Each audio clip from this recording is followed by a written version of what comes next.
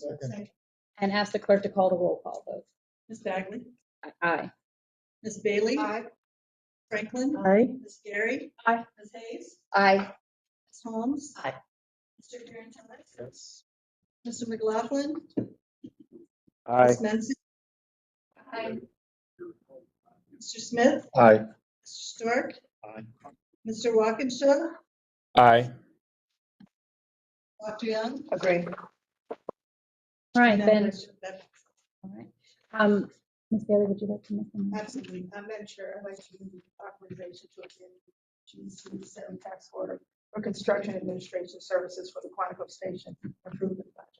Do I have a second? Second here. All those in favor? I wanted Aye. to speak to it. Oh, sure, Mr. Stewart. I wanted to speak to it because I first off wanted to thank staff. I thought they did a wonderful job of preparing this information, sharing with this. I think they worked very hard to try to make this the best of a bad situation. But I'm deeply troubled by the situation. I wanted to express my concerns about that. But again, I wanted to thank the staff for their good work on this. So appreciate it. Any other questions or comments on the motion? All right, all those in favor? Aye. Any opposition? Any abstentions? All right, motion carries. We'll move on to item 11 on our agenda, the action items. Action item A is authorization to issue a GEC 8 task order for engineering design services for the Fredericksburg parking lot improvements. If Rich, you could speak to the item. Thank you, Madam Vice Chair. Yes, we're seeking authorization to issue a GEC task order for said design services in the amount stated in the resolution plus a contingency for a total amount not to exceed $323,730. As the background indicates, but of course I like to do some visuals here. What this work will do is essentially the commission's own property here adjacent to the Fredericksburg, and this is what we refer to that paved area in the center and tailing down to the bottom there. If you're looking at the screen below the yellow area, that's what we affectionately refer to as our Lot G. If you look at the arrow to the right that's on the board there, we, over long-term agreements, we had leased that lot there from the New City Fellowship organization or church there. The long-term lease expired. We elected, just simply because of, ridership, that type of stuff, elected not to enter into a long-term agreement with them moving forward. But what we want to prepare to do is the commissions also own this area that's depicted by the yellow arrow. That's affectionately referred to as our gravel lot. And so what we want to do is go ahead and stand up design. So in the event in the future, near future, that we go pave that, actually make that extension of the existing parking lot that we have. Plus we have some cost estimates and stuff like that. This is all part of our state of good repair project. So that's essentially at least the project. And of course, at this point, we're just asking for design services and stuff to get to the outcome I just mentioned before. That's my summary, Madam Vice Chair. Madam Chair. Vice Chair, sorry. Just a question. So below the yellow arrow, that is parking, right? Mm-hmm. How full is that currently? It's about 3/4 of the way full. Okay. Yes. So this is just for engineering, and you would come. We're not going to pave anything we don't know that we need at this point. Okay. That's exactly. All right. Thank you. Question. Ms. Holmes. Yes. Thank you, Madam Vice Chair. It looks like the gravel lot is further from, a fair amount further from the station than the New City Fellowship lot. And I don't need you to get into a lot of details about like why you don't want to continue to lease that lot, but it just like from a convenience stakes, it just seems like it would be closer. I can't argue with the proximity thing, but for the last several years, we were paying a lease on a lot. Nobody was parking. Okay. I mean, at the end of the day, and again, it was a long-term lease, so you know, and it subsequently expired, made the decision not to extend the lease. At some point, if we need to go back, we'll have a conversation with them. From a prudent fiscal management standpoint, we have this property here. I don't know what it would cost to go pave it. I mean, I could give you some estimates or whatever, but, you know, we need to pave it. There's likely some stormwater management implications and stuff like that. And again, it's part of our state of good repair project, so we thought we'd take this next step. And then, you know, the problem I'd love to be in is I'm rushing back in here saying, I need to lease that lot and I need to go pave that other area. I'd love to be in that position. Isn't there something awkward too about how you enter that lot? It's like, how do you, the lot we lease? Well, it comes through Right. this lot, G, so let me, Yeah. if I can, here's my arrow. You Yeah. come through our lot. If you follow the arrow, gosh, my hand stays steady. Yeah. And then down this. Yeah. Into this lot. So there was something sort of non-intuitive about using it anyway. I think that might have. I've used that. Oh, okay. I haven't. So admittedly, I only know it through the map that I've been shown, but We do this all signs up. yeah. Question. Yes, ma'am. Madam Vice, I'm asking the same questions, but for different reasons. So is there an overpass to get to the train station? So the train station from here. The train From any of station. those, yeah. So Yeah, how do you- basically you have to walk, Oh, you you- walk down this sidewalk here. The train station's like right So it's on this side, not on the other side? there. It's on this side. Okay, and then, in terms of the reasoning why, it seems like you're saying you have that gravel lot, and why use, the current one? Does the current one that, the lease expired, is there any light in the parking lot? Yes, And then there's no light in the one that you're getting rid, the gravel one that that is you're correct. getting? There's no lights. Okay, Just so gravel. security in Fredericksburg, that would be an issue. So the question is, when you're planning and to design or cover this one, I think if you're planning on using it in the future, it should include an estimate for lights, for security. And that would be part of this work that I'm Correct. requesting here. Right, okay, fine. And then, in terms of fellowship, sometimes the long-term lease, sometimes it's not just from our standpoint, what we see is, you know, we want to drive towards using something of our own. But in this case, it's a church parking lot, and we're giving them funding, maybe funding that because of COVID and other reasons that they don't have that income anymore, because people are online, those envelopes don't come as frequent. And I just feel a sense of community that this would have and could have been a good thing to continue. That's just my sense. Any other comments or questions? Yes, sir.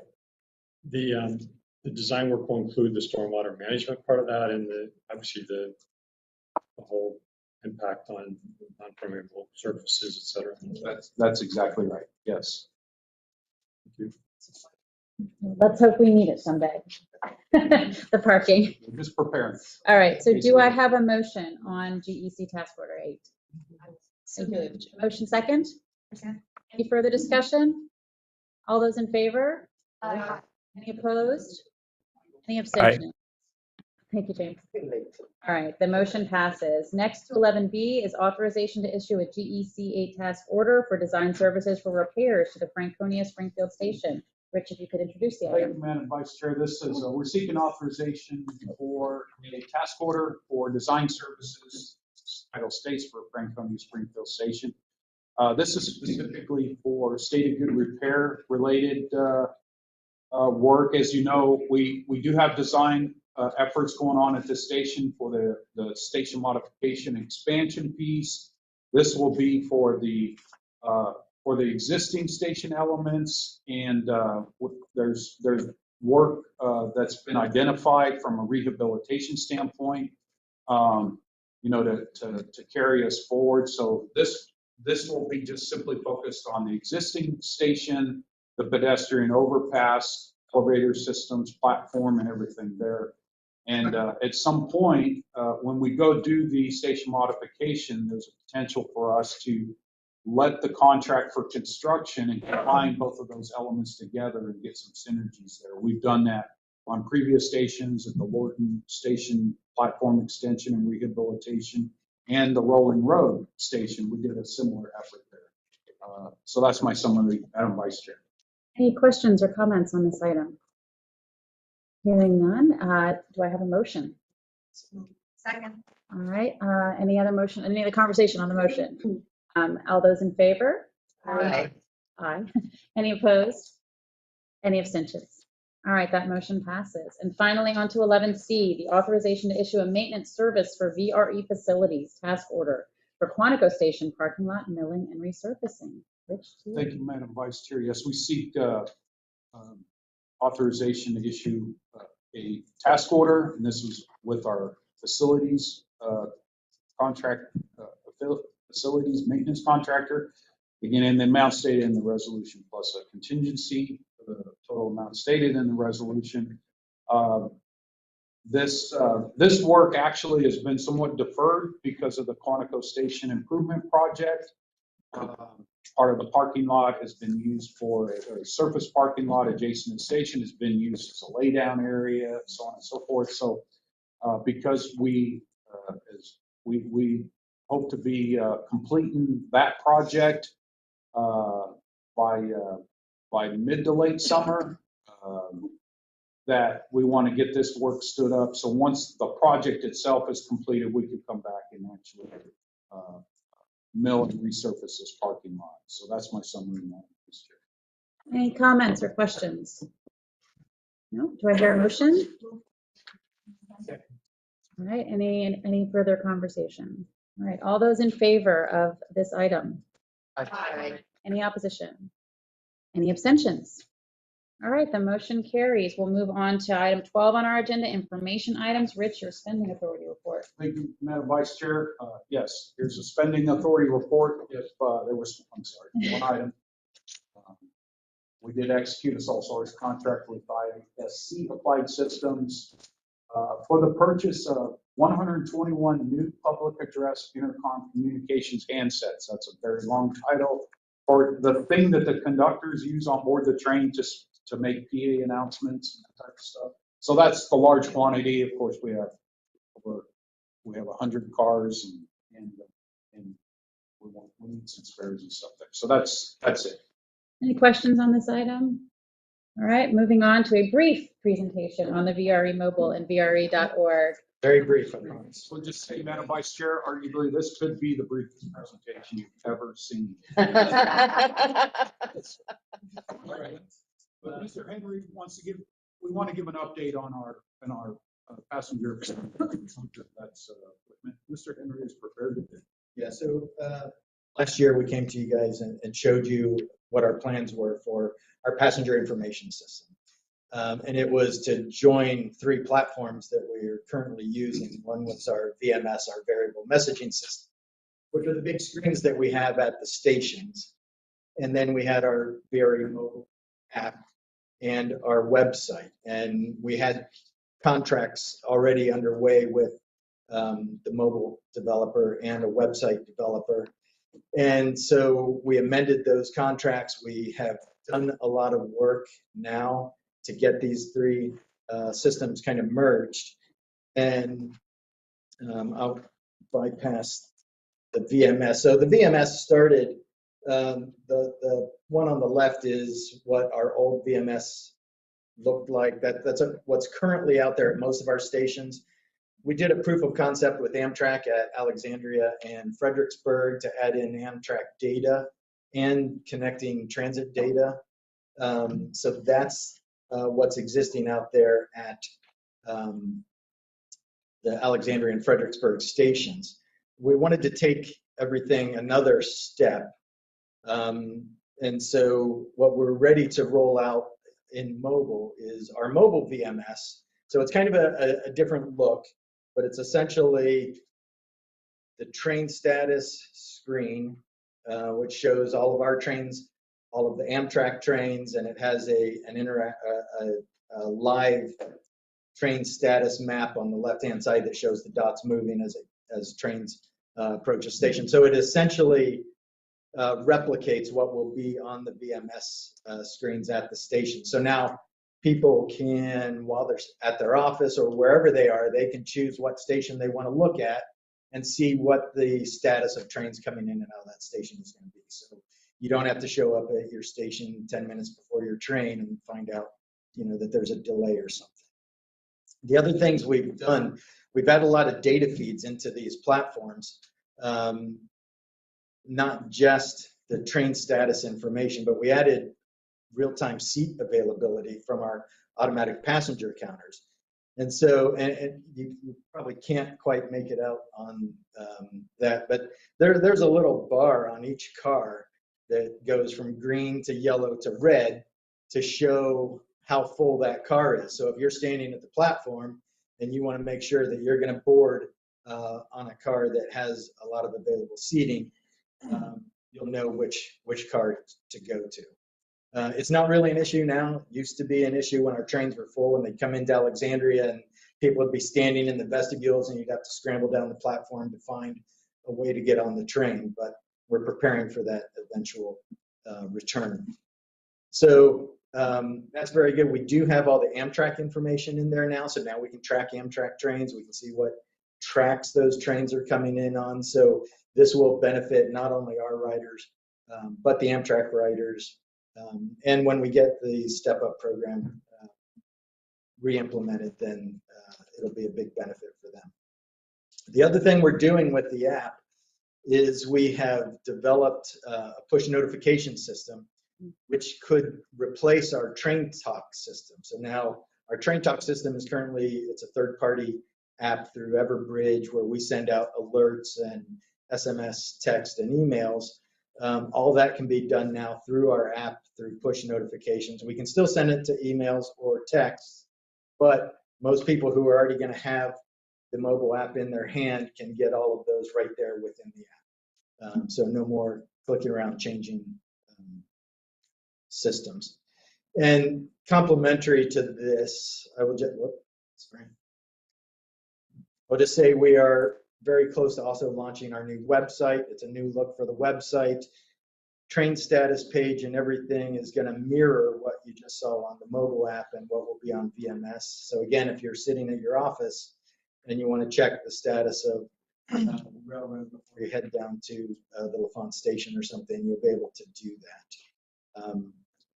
It's been a lot of work getting all of these data feeds in from different organizations, but we're now at a point where we're ready to launch the new app, we're ready to launch the new website, and then the next step we have with procurement right now, the scope and everything for the actual VMS monitors at the stations. So all of that coming soon. So we promised you a quick update.